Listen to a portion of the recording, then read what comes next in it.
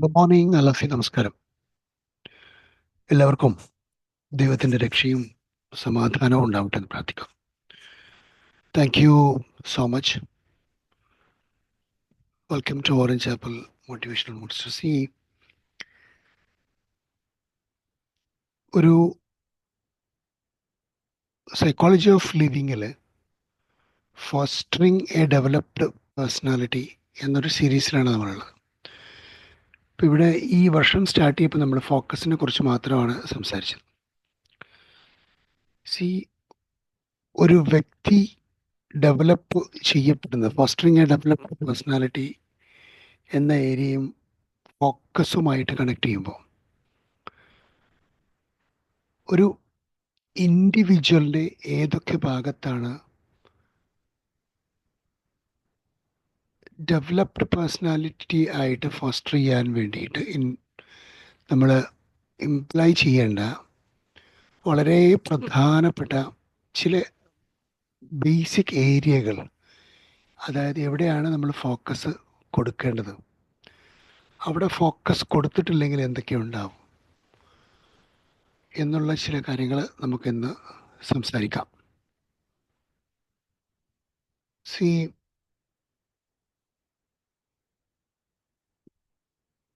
Communication ഫോക്കസുമായി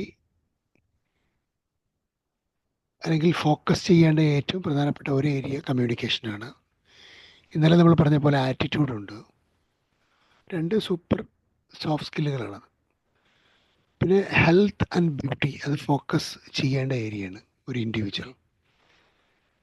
പിന്നെ continuous learning focus ചെയ്യേണ്ട ഒരു ഏരിയയാണ്.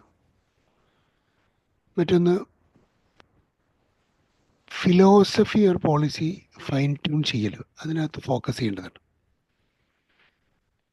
വേറെ ഒരു കാര്യം, ഫിനാൻസ് അതിൽ ഫൈനാൻഷ്യൽ എല്ലാ ഏരിയയിലും ഫോക്കസ് ചെയ്യേണ്ടതുണ്ട്. ഫിനാൻഷ്യൽ എക്സ്പെൻഡിച്ചർ ആയിരുന്നാലും, സേവിങ്സ് ആയിരുന്നാലും, ഇൻകം ക്രിയേഷൻ ആയിരുന്നാലും, ഏത് ഏരിയയിലും ഫോക്കസ് വരേണ്ടതുണ്ട്.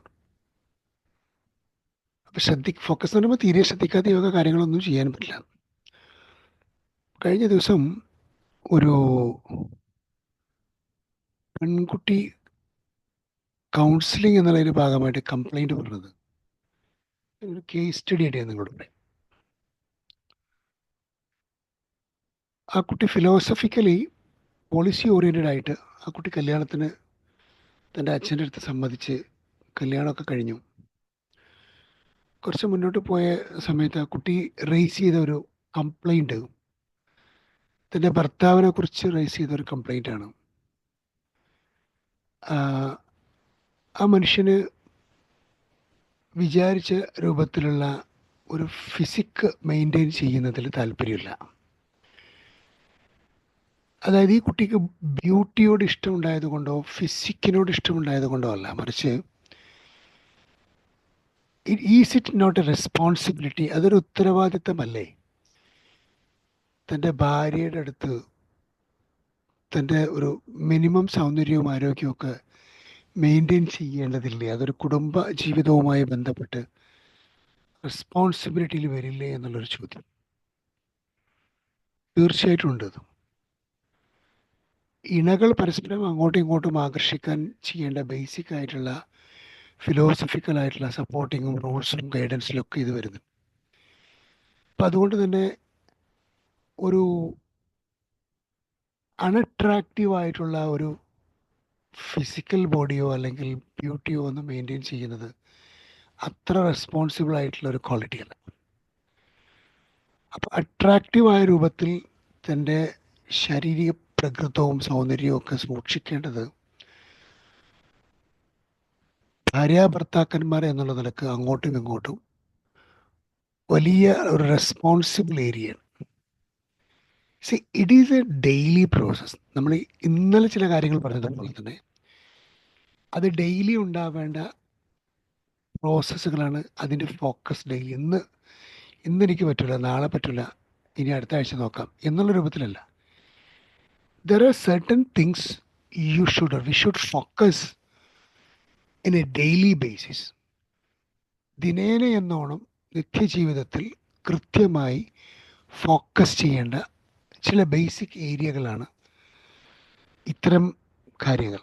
ഇതിൻ്റെ പേരിൽ ഡൈവോഴ്സ് നടന്ന സ്ഥലങ്ങളും സന്ദർഭങ്ങളും ആളുകളും ഒക്കെ ഉണ്ടായിട്ടുണ്ട് എന്നുള്ളത് മറ്റൊരു വശം. അല്ലെങ്കിൽ അത്തരത്തിലേക്ക് നീണ്ടുപോയിട്ടുള്ള ചർച്ചകൾ ഉണ്ടായിട്ടുണ്ട് എന്നുള്ളത് വേറെ ചില കാര്യങ്ങൾ. നമ്മൾ മനസ്സിലാക്കേണ്ടത്,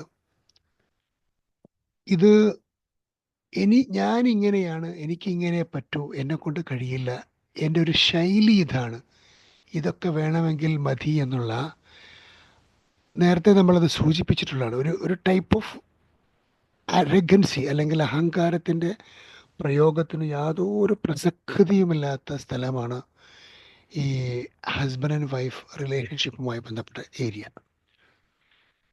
അവിടെ റീ അറേഞ്ച്മെൻറ്റുകൾ മാൻഡേറ്ററി ആയിട്ടുള്ള സ്ഥലമാണ്. അപ്പോൾ അഡ്ജസ്റ്റ്മെൻ്റ് അല്ല, റീ അറേഞ്ച്മെൻറ്റ്. ഇതുവരെ കല്യാണത്തിന് മുമ്പ് വരെ ഉണ്ടാക്കിയെടുത്ത തൻ്റെ രീതിയിൽ നിന്ന് പുതിയ ഒരു മെമ്പറെ ടീമിലേക്ക് ആഡ് ചെയ്യുമ്പോൾ ആ മെമ്പറെ റെസ്പെക്റ്റ് ചെയ്തുകൊണ്ട് ഇൻഡിവിജ്വലിൽ നിന്ന് ടീമിലേക്ക് മൈഗ്രേറ്റ് ചെയ്യപ്പെടുന്ന സന്ദർഭത്തിൽ എന്തൊക്കെ ഏരിയകൾ റീഅറേഞ്ച് ചെയ്യണോ ആ ഏരിയകളെ കൃത്യമായി ഫോക്കസ്ഡ് ആയിട്ട് റീഅറേഞ്ച് ചെയ്യണം. അഡ്ജസ്റ്റ്മെൻറ്റുകളല്ല. Life is not an adjustment. പലരും പറയാറുണ്ട് അഡ്ജസ്റ്റ്മെൻ്റ് ആണ്. It is not adjustment, it is rearrangement. Rearrange ചെയ്തേ പറ്റൂ. ഇവിടെ ഫോക്കസ് ചെയ്യേണ്ട പ്രധാനപ്പെട്ട ഏരിയയാണ് ഞാൻ പറഞ്ഞ ബ്യൂട്ടി ആൻഡ് ഹെൽത്ത്. അതേപോലെ ആരെയും കൺസിഡർ ചെയ്യാതിരിക്കുന്ന, ആരെയും അപ്രിഷ്യേറ്റ് ചെയ്യാത്ത, ആരെയും കെയർ ചെയ്യാത്ത, ആരെയും ഫോക്കസ്ഡ് അല്ലാത്ത ഒരു പർട്ടിക്കുലർ മൈൻഡ് സെറ്റിൽ നിന്ന് ക്വാളിറ്റി ഓറിയൻറ്റഡ് ആയ ഒരു ആറ്റിറ്റ്യൂഡ്, കമ്മ്യൂണിക്കേഷനലി ഇത്തരത്തിലുള്ളൊരു attitude, considering, concerning, appreciating, caring ആയിട്ടുള്ള ഒരു ആറ്റിറ്റ്യൂഡ് അതുവരെ ഇല്ലാത്തൊരാൾ ഫോക്കസ്ഡ് ആയിട്ട് ഡെവലപ്പ് ചെയ്യുകയും അത് ഇംപ്ലിമെൻ്റ് ചെയ്യാൻ thought zone, word zone, action സോണിലൂടെ കമ്മ്യൂണിക്കേഷൻ കൃത്യമായി പ്രാപ്യമായ രൂപത്തിൽ, ബോധ്യമായ രൂപത്തിൽ അത് ഉപയോഗിക്കുകയൊക്കെ വേണം. അങ്ങനെ വരുമ്പോഴാണ് ഒരാൾ ഗുണപരമായ ഒരു റിലേഷൻഷിപ്പ് ഡെവലപ്പ് ചെയ്യാൻ സാധിക്കും. നേരത്തെയുള്ള കെമിസ്ട്രി ഓഫ് റിലേഷൻഷിപ്പ് സീരീസിൽ 300 ചില്ലാന സെഷനുകൾക്ക് നമ്മൾ ചെയ്തതാണ്. അതിലൊക്കെ നിങ്ങൾക്ക് വീഡിയോകൾ പരിശോധിക്കാൻ മുൻപുള്ള വീഡിയോകൾ. എനിക്ക് തോന്നുന്നു സൈക്കോളജി ഓഫ് ലിവിങ് തന്നെ 400-ലധികം സെഷൻസ് ഇപ്പോൾ നമ്മൾ കവർ ചെയ്തു തോന്നുന്നു. അപ്പോൾ ഇത് നിത്യജീവിതത്തിൽ ഡെയിലി ലൈഫിൽ ഫോക്കസ് ചെയ്യേണ്ട കാര്യമാണ്. ഇനി ഈ കമ്മ്യൂണിക്കേഷൻ എന്ന് പറയുന്നത് ഹസ്ബൻഡും വൈഫും മാത്രം നിത്യജീവിതത്തിൽ ഫോക്കസ് ചെയ്താൽ മതിയോ? ആറ്റിറ്റ്യൂഡ് അവിടെ മാത്രമാണോ ഫോക്കസ് ചെയ്യേണ്ടത്? അതല്ലാതെ വേറെ മറ്റു സ്ഥലങ്ങളിലൊക്കെ എവിടെയൊക്കെയാണോ തൻ്റെ റിലേഷൻഷിപ്പുകൾ നിലനിൽക്കുന്നത്, സോഷ്യലി, സ്പിരിച്വലി, ഫാമിലി, പിന്നെ ഒക്കേഷണലി, ഇങ്ങനെയുള്ള എവിടൊക്കെ ഉണ്ടോ നമുക്ക് കണക്ടിവിറ്റി, ഈ റിലേഷൻഷിപ്പിലൊക്കെ ഇത്തരത്തിലുള്ള കാര്യം കൃത്യമായി ഫോക്കസ് ചെയ്യണം. ഇത് ഒരു റെസ്പോൺസിബിലിറ്റിയുടെ ഭാഗവുമാണ്, ഒരു ഉത്തരവാദിത്വത്തിൻ്റെ ഭാഗമാണ്, ഉത്തരവാദിത്വ ബോധത്തിൻ്റെ ഭാഗമാണ്. അത്തരത്തിലുള്ളൊരു ഉത്തരവാദിത്വത്തിലേക്ക് മൈഗ്രേറ്റ് ചെയ്യണം. അപ്പോൾ ഞാൻ ഐ ഷുഡ് റെസ്പോൺസിബിൾ. കഴിഞ്ഞ ദിവസം കേരളത്തിലൊക്കെ നടന്ന ചില കേസിൻ്റെ കോലാഹലങ്ങളിൽ ഒരാൾ പറഞ്ഞത്, I am going more serious, more responsible instead of jokes and funs. തമാശയും കുട്ടികളെയൊക്കെ ഒഴിവാക്കി ഞാൻ കൂടുതൽ സീരിയസ് ആവുകയാണെന്ന് പറയില്ലേ എന്നതുപോലെ, ചില പർട്ടിക്കുലർ ഇൻസിഡൻറ്റോടു കൂടി അല്ലെങ്കിൽ പർട്ടിക്കുലർ ഏരിയ അണ്ടർസ്റ്റാൻഡിങ്ങോടു കൂടി, ചില റിയലൈസേഷനോട് കൂടി മനുഷ്യൻ should go for some focus, some serious focus. ഇതൊരു വളരെ ഇമ്പോർട്ടൻ്റ് ആയിട്ടുള്ള ഘടകമാണ്. അപ്പോൾ ഈ ഏരിയകളിലൊക്കെ നിർബന്ധമായിട്ടുള്ള ഫോക്കസ് ഉണ്ടാവേണ്ടതുണ്ട്. അപ്പം എനിക്ക് ഈ കുട്ടിയുമായി സംസാരിച്ചപ്പോൾ ഈ പയ്യൻ പറഞ്ഞത്, എനിക്കിങ്ങനെ ഭക്ഷണം കുറക്കാൻ സാധിക്കുന്നില്ല, ഭക്ഷണത്തിൻ്റെ വിഷയത്തിൽ എനിക്ക് കൺട്രോൾ കിട്ടുന്നില്ല, അതുകൊണ്ട് ഞാൻ എന്തോ കഴിച്ചു പോയിട്ടാണ് എനിക്ക് തടിയൊക്കെ കൂടി, ജിമ്മിൽ പോകാൻ വേണ്ടി കാശ് കൊടുത്ത് ജിമ്മിൽ പോയിട്ട് ചെയ്യാൻ പറ്റുന്നില്ല. പിന്നീട് നിർത്തി ജിം. ഇതെവിടെ നിന്നാണ് ഉണ്ടാകുന്നത്? ഇമോഷണൽ കൺട്രോൾ, ഇമോഷണൽ ലോക്കിംഗ് അല്ലെങ്കിൽ ഇമോഷണൽ സ്റ്റെബിലിറ്റി ഏരിയയിൽ ഏറ്റവും സീരിയസ് ആയിട്ടുള്ള കുറച്ച് പാഠഭാഗങ്ങൾ റെസ്പോൺസിബിൾ ആയിട്ടുണ്ടാവണം.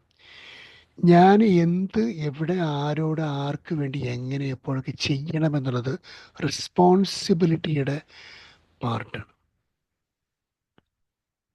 അപ്പോൾ അത് ജീവിതത്തിൻ്റെ വലിയൊരു വളരെ ഗൗരവമേറിയ ചിന്തക്കാണ് തിരികൊളുത്തേണ്ടത്.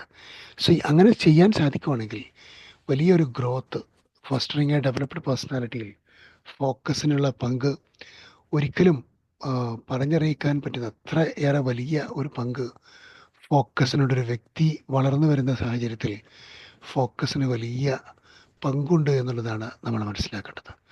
So I wishing you all the very best and have A great day. Thank you so much and God bless. Love you all. Thank you, sir.